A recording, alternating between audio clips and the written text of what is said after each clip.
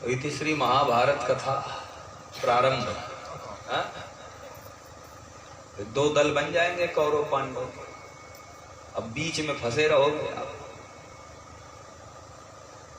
भगवान ने कहा चलो आरती करो, छोटी बहन की आई है। और रुक्मिणी मैया ने थाली ली, चलिए।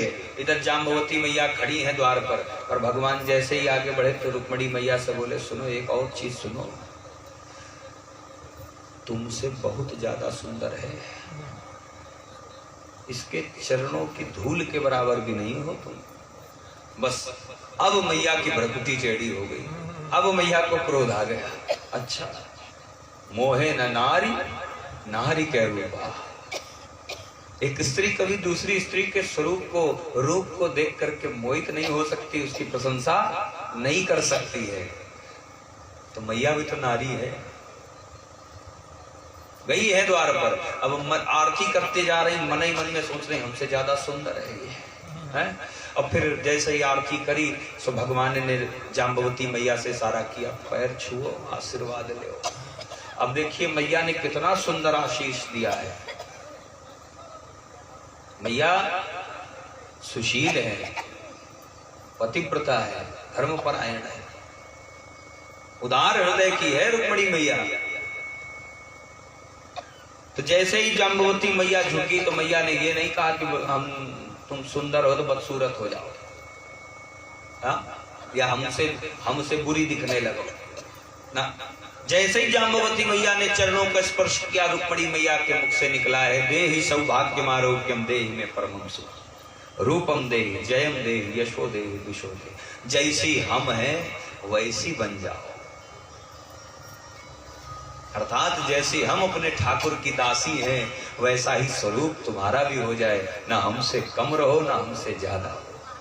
तो आज जाम्बवती मैया का ये रीछ स्वरूप जो है ये छूट गया, और जाम्बवती मैया भी रुक्मिणी मैया के ही भांति सुंदर हो गई है। बोली रुक्मिणी मैया की। आज भगवान ने मणि को लिया, और मणि को लेकर के भगवान गए हैं राजा सत्राजित के पास में, क्योंकि ये मणि कारण है कलंक का। भगवान ने सोचा ये कलंक शीघ्र ही समाप्त करना चाहिए, तो मणि को लेकर के भगवान सत्राजित को वापस करने जा रहे हैं। सत्राजित ने जैसे ही भगवान को देखा, भगवान ने मणि को सत्राजित के हाथों में रखा। महाराज ये मणि आपकी है, इसको मैंने हरण नहीं किया, ये आप पुनः प्राप्त करें। सत्राजित लज्जित हो गया, भगवान के चरणों में नमन करते हुए बोला कि प्रभु मुझसे अपराध हो गया, मेरे मुख से ये क्या निकल गया। हे प्रभु मुझे ये मणि नहीं चाहिए, अब कृपा करें गोविंद, आप इस मणि के साथ साथ में मेरी कन्या का भी वर्ण करें, मेरी कन्या को भी स्वीकार करें। राजा सत्राजित की कन्या का नाम है सत्यभामा। आज भगवान ने राजा सत्राजित की कन्या सत्यभामा के साथ में भी विवाह किया, पाणी ग्रहण हुआ। परंतु भगवान ने मैया मणि नहीं ली है। भगवान ये सोच रहे मणि के कारण दो विवाह हो गए, अब मणि रहेगी तो पता नहीं कितने विवाह हुए, तो मणि भगवान ने वापस कर दी। इधर सत्राजित से इस मणि को सतधनवा ने हरण कर लिया है, जिसे जाकर के पुनः भगवान ने वध किया, और मणि को प्राप्त करके अब इस मणि को भगवान सूर्य को पुनः प्रेषित कर दिया है, वापस कर दिया। आगे कथा आई भगवान के अन्यान्य विवाहों की। आज अर्जुन भगवान को लेकर के यमुना मैया के कुलीन पर विहार कर रहे हैं। कुछ दिन पूर्व अर्जुन को एक कन्या यमुना के कुलीन पर तपस्या करते हुए मिली, जिसने अपना मनोरथ सिद्ध किया अर्जुन से कि मैं कृष्ण जैसे कृष्ण स्वरूप को अपने पति के रूप में प्राप्त करना चाहती हूं। भैया ये जो कन्या तपस्या कर रही है, ये कन्या कोई और नहीं, भगवान सूर्य की ही पुत्री है, इसका नाम है कालिंद्री। यमुना, तो भगवान कृष्ण को पति रूप में प्राप्त करने के लिए तप में बैठी। अर्जुन ने मनसा को समझाया। आज भगवान को लेके अर्जुन यमुना के कुलीन पर विहार करते हुए जा रहे हैं। कालिंद्री की त्याग जो ध्यान से सुन रहा है ना, सो वह को याद होए को, और जो फूल ही तोड़ने में लगो है सो। जय जय सिया राम। आगे भगवान के अन्य विवाहों की कथा है। राजा हुए हैं राजा नग्नजित। इन्होंने अपनी बिटिया सत्या के विवाह के लिए स्वयंवर रचाया है, परंतु शर्त रखी है कि जो मेरी बिटिया से विवाह करना चाहता है उसे मेरे 7 दुर्दांत बैलों को एक साथ नाचना पड़ेगा। इधर भगवान के कानों में जब ये आवाज पहुंची तो आज भगवान पहुंच गए हैं राजा नग्नजित के। जाके भगवान ने अधिक समय नहीं लगाया, देखते ही देखते 7 बैलों को एक साथ नाथा है। तदनंतर भगवान का पंचम विवाह सत्या अर्थात नग्नजिती के साथ में संपन्न हुआ है। कहीं कहीं सत्या कहते हैं, कहीं पे नाम है नग्नजिती। तदुपरांत उज्जैन नगरी के राजा हैं बिंद और अनुबिंद। इनकी बहन है, इसका नाम है मित्रवृंदा। भगवान के समक्ष प्रस्ताव प्रेषित किया है। ये बिंद और अनुबिंद जो है भगवान से दुश्मनी मानते हैं, भगवान से बैर मानते हैं, और मित्रवृंदा जो है भगवान को प्रेम करती है। जब ये ज्ञात हुआ है तो आज परमात्मा ने जाकर के मित्रवृंदा का हरण किया है। आकर के भगवान ने पुनः द्वारिका में जैसे रुक्मिणी से विवाह हुआ है, उसी भांति मित्रवृंदा के साथ में भगवान ने विवाह संपन्न किया है। तदनंतर कथा आई है भगवान की बुआ की बिटिया, इसका नाम है भद्रा। भगवान की बुआ है, इसका नाम है सुतकीर्ति। इनकी बेटी है, इसका नाम है भद्रा। इसके योग्य कोई वर जब नहीं मिला तो इसके भाइयों ने भगवान को ही योग्य वर मान करके अपनी बहन का विवाह भगवान के साथ में कर दिया है। ये भगवान का 7वां विवाह संपन्न हुआ। और अष्टम विवाह भगवान का मध्य प्रदेश की कन्या है राजकुमारी लक्ष्मणा के साथ में भगवान ने विवाह संपन्न किया है। तो ये 8 भगवान के जो विवाह है ये संपन्न हुए। कितने विवाह हो गए भैया? 8 विवाह। अब वही 5 ही पे रुकी है भैया, 8 हो गए। हाँ, 3 और बहुरिया आए गई भगवान, तो वहां पर 5 ही पे गिनती रुकी है। रुक्मिणी, जाम्बवती, सत्यभामा, कालिंद्री, नग्नजिती, मित्रवृंदा, भद्रा, लक्ष्मणा। ये कितने हो गए? 8 विवाह। ये 8 पट रानियां भगवान की, प्रमुख रानियां। आगे भगवान के अन्यान्य विवाहों की कथा है। एक पृथ्वी का धर्मी पुत्र हुआ है, उसका नाम है भौमासुर। भैया कहीं कहीं पर इसको नरकासुर भी कहते हैं। हाँ, क्योंकि ये पातालपुरी में ही इसका महल है, इसका राज्य है। नरकासुर पृथ्वी के गर्भ में अवस्थित है ना ये। पृथ्वी का गर्भ क्या है? नरक, पाताल, यही तो पृथ्वी का गर्भ है। तो इसका जो महल है वो बड़ा विशिष्ट कोटि का परकोटा है, परिंदा भी पर नहीं मार सकता महाराज। चारों ओर से जल से आच्छादित है, घिरा हुआ है। महल की जो प्रत्येक दीवार है इसमें जहरीली गैसें भरी हुई है, जिनको भेदन करना असंभव है। यदि कोई प्रवेश भी करता है तो वहीं पर मृत्यु को प्राप्त हो जाता है। महाराज इसने पारिजात वृक्ष का हरण करके इस नरक के द्वार में अवस्थित कर दिया है। पारिजात वृक्ष आज मैया सत्यभामा ने निवेदन करते हुए भगवान से कहा है कि पारिजात वृक्ष को पुनः वापस लेकर के आए। एक तो ये चर्चा, दूसरी बात कि इस भौमासुर ने अन्यान्य कन्याओं का हरण किया है। एक यज्ञ संपन्न कर रहा है 1 लाख कन्याओं की बलि प्रदान करने की। अभी तक इसके जेल खाने में 16,100 कन्याएं कैद हैं। महाराज, ये कन्याएं जो हैं ये साधारण कन्याएं नहीं हैं। ये सारी जो कन्याएं हैं ये सब राजकुमारियां हैं, बड़े बड़े राज्यों की, जिनको इसने हरण किया है। मां एक और विशेष, इसको ये वरदान प्राप्त है कि जब तक इसकी मां नहीं कहेगी तब तक इसको मारा नहीं जा सकता। ये अमर है। जब इसकी मां के मुख से ये निकले कि हाँ मेरे बेटे को मार दो, तभी इसकी मृत्यु संभव है। इसके पहले इसको मारा नहीं जा सकता। अभी संसार में मैया कौन ऐसी मां होगी जो ये कह देगी कि उसके बेटे को मार दो। तो एक भांति ये कह सकते हैं कि ये भौमासुर अमर हो चुका है। हाँ? कोई मां ये नहीं कहेगी उसके पुत्र की हत्या करेंगे। पृथ्वी का बेटा है। आज भगवान ने पृथ्वी को आमंत्रण भेजा है, पृथ्वी से भेंट वही है।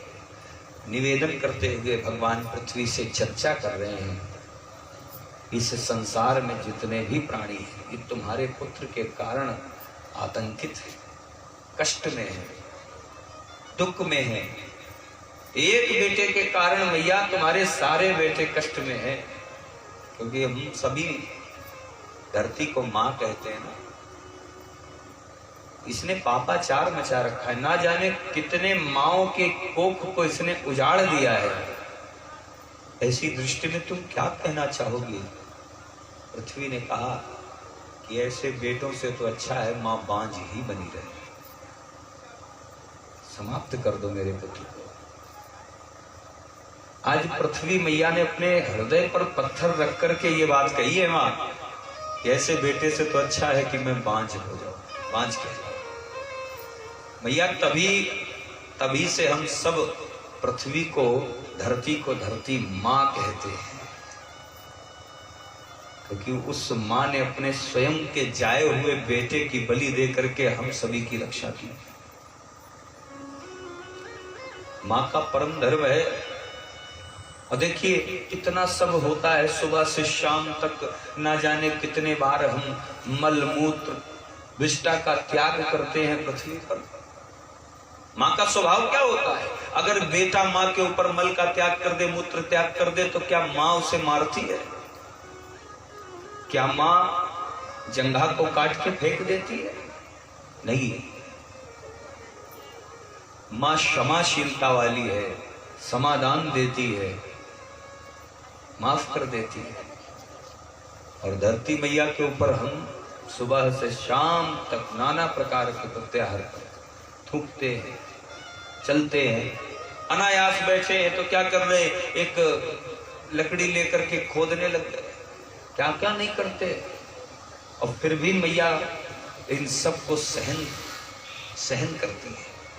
यही है मां का स्वभाव, जिसके मन में, जिसके हृदय में सहनशीलता भरी हो। यही कारण है हम सभी पृथ्वी को मां कहते हैं, धरती को माता कहा जाता है। बोलिए धरती मैया की। आज भगवान ने जाकर के इस भौमासुर का संहार किया है। बड़ा भीषण युद्ध हुआ है भगवान के साथ इसका। तदनंतर भगवान जब चलने लगे तो तहखाने से आवाजें आ रही हैं। भगवान ने जाकर के जैसे ही नीचे देखा तो मैया राजकुमारियां उस जेल खाने में बंद है। भगवान ने सभी को बंधन मुक्त किया है। भगवान ने कहा जो जहां से जिस राज्य से आई है वो वहां लौटने की अधिकारी है, लौट जाओ।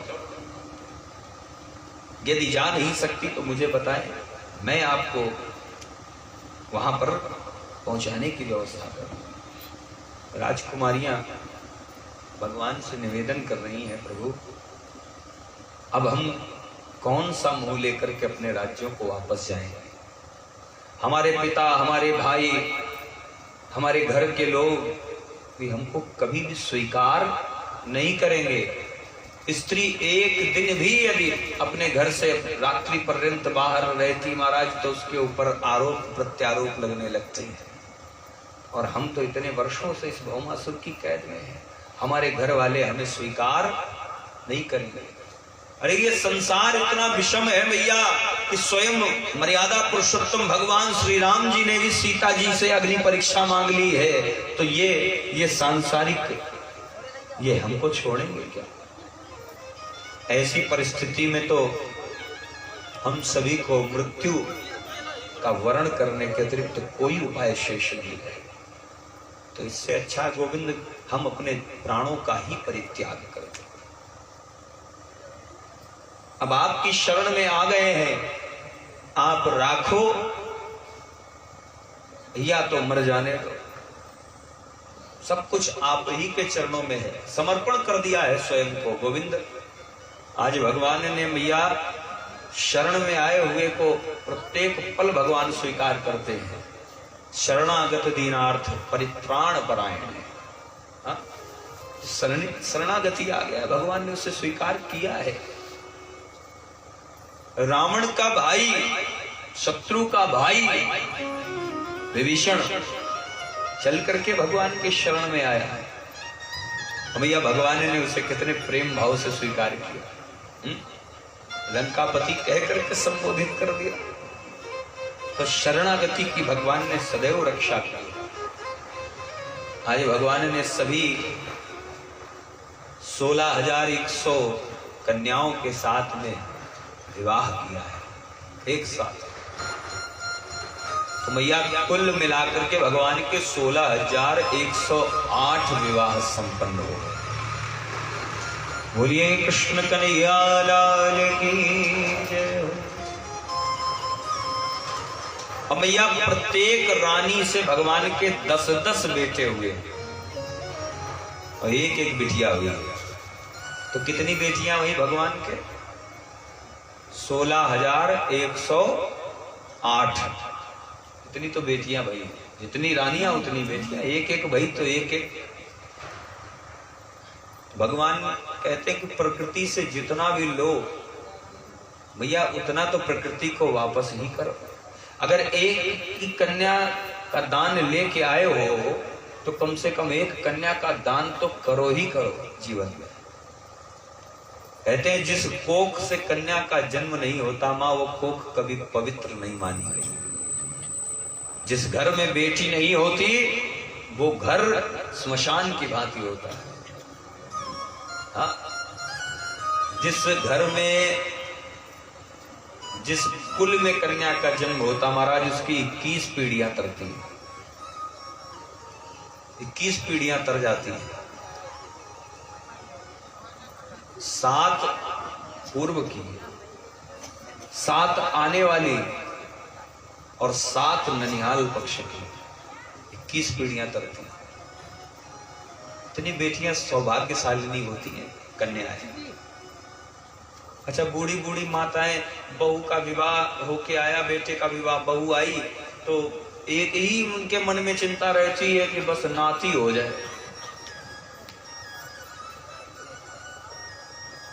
इसको थोड़ा घुमा दो हल्का सा, हल्की हो जाए। एक ही मन में शंका रहती है नाती हो जाए।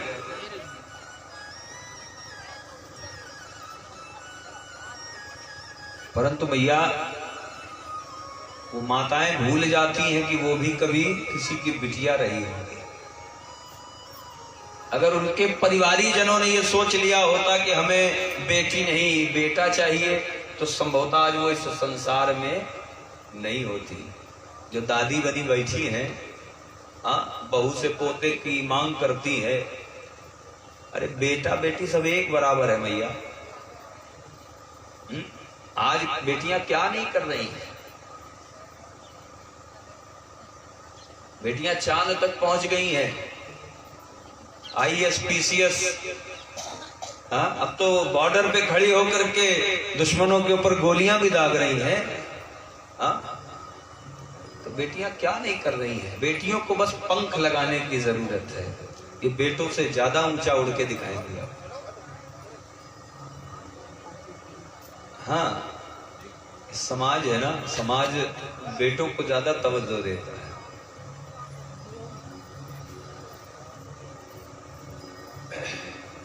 तो महाराज भगवान के 16,108 बेटियां हुई और कुल मिला के भगवान के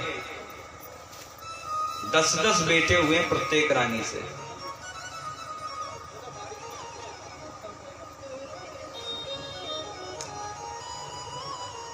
तो कितने बेटे हो गए भैया, आप थोड़ा गिनती लगाओ। 16,108 रानियां हैं और 10-10 बेटे हुए प्रत्येक रानी से, तो कितने बेटे हुए? हाँ, थोड़ा जोर से बोलो। 1,60,000 ना, 1,60,000 तो ये तो 16,000 का है। 108 और कहां गई? उनके भी तो 10-10 है। कुल बेटे हुए हैं 1,61,080। इतने बेटे हुए भगवान के। अब नाती तक नहीं पहुंचेंगे, नहीं तो संख्या करोड़ों में पहुंचेगी, आप जोड़ ही नहीं पाओगे।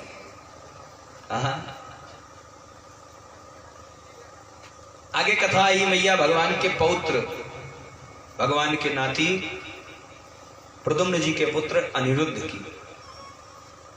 एक राजा है, इसका नाम है बाणासुर। रावण और बाणासुर ये दो भगवान शिव के अनन्य भक्त हुए। सहस्त्र भुजाएं, 1000 भुजाओं की शक्ति है बाणासुर में। मैया इसकी पुत्री है जिसका नाम है उषा। एक दिन रात्रि में उषा ने स्वप्न में राजकुमार का दर्शन किया है। बड़ा अद्वितीय सुंदर है। और जैसे ही निद्रा खुली तो मैया आज उषा का मन व्यथित हो गया। उषा उस स्वप्न वाले राजकुमार को मन ही मन प्रेम करने लगी। और उषा का मन इस बात को लेकर के अति व्यथित है कि ये राजकुमार जो है ये क्या सत्य है या मेरी कल्पना मात्र है। यदि ये सत्य है तो ये किस राज्य के राजकुमार हैं, कहां रहते हैं, नाम क्या है, निवास कहां पर है। यही सोच करके उषा अति व्यथित है, दुखी है। जब इसकी सहेली ने इसको दुखी देखा, इसका नाम है चित्रलेखा, ये मायाविनी है भैया। तो सहेली ने प्रश्न किया, तुम्हारी खिन्नता का कारण क्या है, क्यों दुखी हो, तुम्हें कष्ट में क्यों हो? उषा ने कहा, हे सखी, मैंने रात्रि में एक सुंदर राजकुमार का दर्शन अपने स्वप्न में किया और जब से मैंने उसे देखा है ना, तब से मेरा मन विचलित हो रखा है। न खाने में मन लगता है, न पीने में लगता है, न सोने का मन करता है, कोई कार्य करने का मन ही नहीं करता। चित्रलेखा ने कहा कि हे सखी, वो देखने में कैसा था? यदि तुम ये बता सको कि वो देखने में कैसा है तो मैं तुमसे वचन दे के ये कहती हूं, यदि वो इस लोक का होगा तो मैं ला करके तुम्हारे समक्ष उसे प्रस्तुत कर दूंगा। चित्रलेखा जो है ये चित्रकारी करने में भी निपुण है। इसका बैठ गई। उषा ने स्वप्न में आए राजकुमार का चित्रण करना प्रारंभ किया। उसके घुंघराले केश थे, बड़ी बड़ी आंखें, रंग सांवला है, सुंदर शरीर है, मंद मंद मुस्कुराता हुआ चेहरा है। इस प्रकार से जब बताया है चित्रलेखा को, तो चित्रलेखा ने उसके पूर्व कई सारे जो उस समय के प्रसिद्ध व्यक्ति हुए उनके चित्र बनाए। महाराज उग्रसेन, नाना उग्रसेन का चित्र बनाया, वसुदेव का चित्र बनाया, नंद बाबा का चित्र बनाया, उपनंद का चित्र बनाया, बलभद्र जी का चित्र बनाया। परंतु इन सारे चित्रों को देख करके उषा ना ना करती रही, नहीं ये वो नहीं है। चित्रलेखा ने भगवान कृष्ण का चित्र बनाया, उषा ने कहा कि ये भी वो नहीं है, परंतु ऐसा लगता है कि जैसे कुछ थोड़ा सा अंतर शेष है। तो जैसे ही चित्रलेखा ने मस्तक पर लगे हुए मोर के पंख को हटा करके चित्र को दिखाया, अब उषा ने अपने नेत्रों को झुका दिया, शर्मा गई। हाँ सखी, ये वही है जो मेरे स्वप्न में आए। चित्रलेखा ने देखा कि ये चित्र जो है ये भगवान के पौत्र, भगवान के नाती अनिरुद्ध जी का है। तो आज इस चित्रलेखा ने रात्रि समय अनिरुद्ध को सैया के साथ में ही हरण कर लिया और उषा के कक्ष में अवस्थित कर दिया। ये बात जब बलभद्र जी को ज्ञात हुई, बलराम जी को पता चली, तो बलराम जी उषा और अनिरुद्ध को लेकर के द्वारिका आ गए। मैया बेटी का हरण हो जाए तो एक पिता को नींद नहीं आएगी।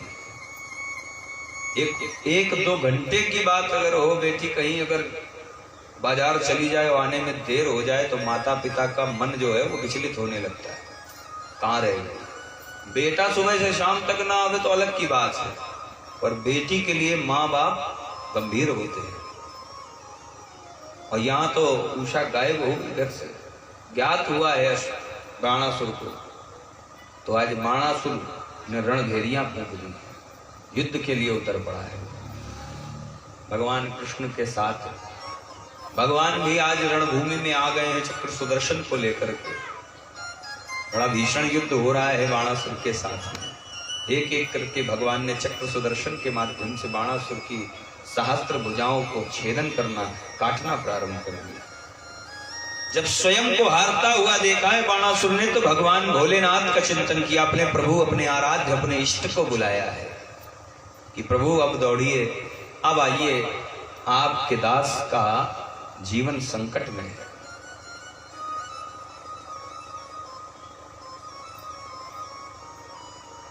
कर चरण कृतं वा कायजं कर्मजं वा श्रवणनयनजं वा मानसं वा पराधं विहितं विहितं वा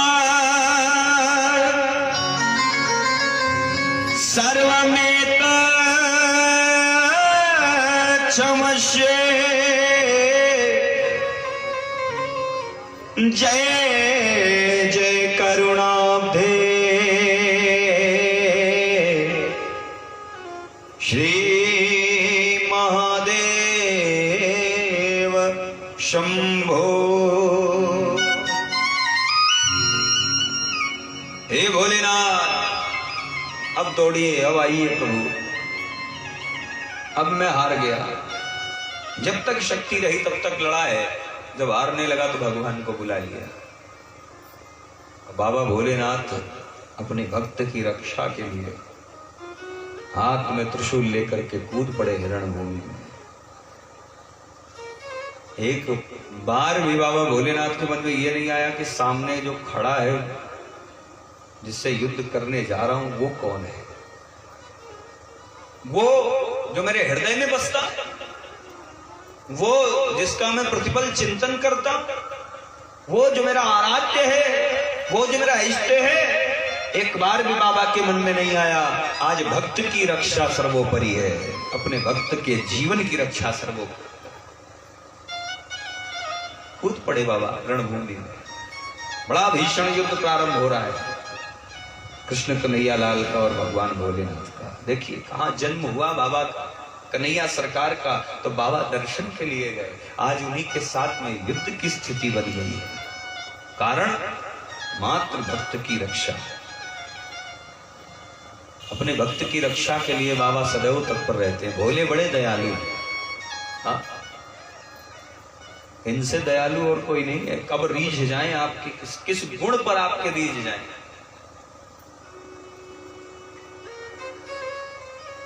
दो महाशक्तियां आपस में भिड़ी, और जब दो महाशक्तियां आपस में लड़ी मैया, तो पृथ्वी पर प्रलय मच गई है। ब्रह्मा जी को ज्ञात हुआ, आज ब्रह्मदेव का आगमन हुआ है। मध्यस्थता हुई ब्रह्मा जी के द्वारा युद्ध विराम की। तदनंतर जाकर के युद्ध विराम हुआ, और जब बाणासुर की पुत्री उषा और अनिरुद्ध को बिठा करके चर्चा हुई, तो ज्ञात हुआ कि बाणासुर की पुत्री उषा अनिरुद्ध को प्रेम करती है, विवाह करना चाहती है। अस्तु इस लड़ाई का यही से समापन हुआ है। आगे बाणासुर ने अपनी पुत्री का विवाह भगवान के पौत्र अनिरुद्ध के साथ में संपन्न किया है। बोलिए गोविंद भगवान की। आगे